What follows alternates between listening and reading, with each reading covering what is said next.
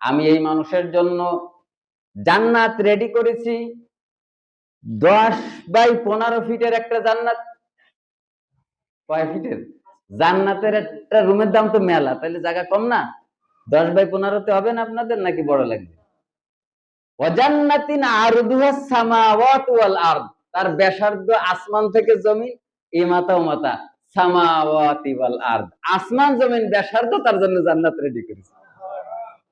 সে কত বড়, কত বাই কত, এ মাপ আপনার মোবাইলে ধরবে, পৃথিবীর কোন আবিষ্কারে ধরবে?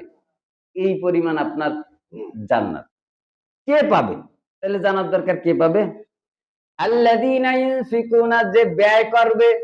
প্রথমে কি কইছে? যে নামাজ পড়বে।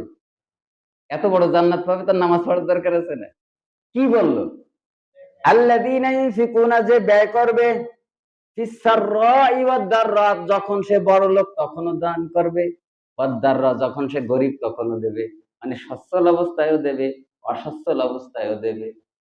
এইবার বলেন, জান্নাত কিনতে গেলে প্রধান হাতিয়ার কি?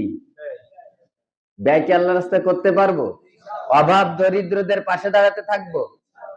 অনেক বৃদ্ধ মহিলারা হাত পাতে, আমরা 2 পয়সা বের করে দিতে চাই না, এগুলো অনুচিত কাজ। এইবার আসেন, মসজিদ মাদ্রাসা এগুলো জনগণের অর্থে, জনগণের স্বার্থে। দাওয়াত দিবেন নাকি? এই দেখেন, এই যে কসুন্দ ফকির আসছেন, উনি 2 মাস আগে আমার কাছে আসছিলেন, এই একটা আতরের একটা তসবিহ নিয়ে। এই জনপদের শত্রু থাকলে তা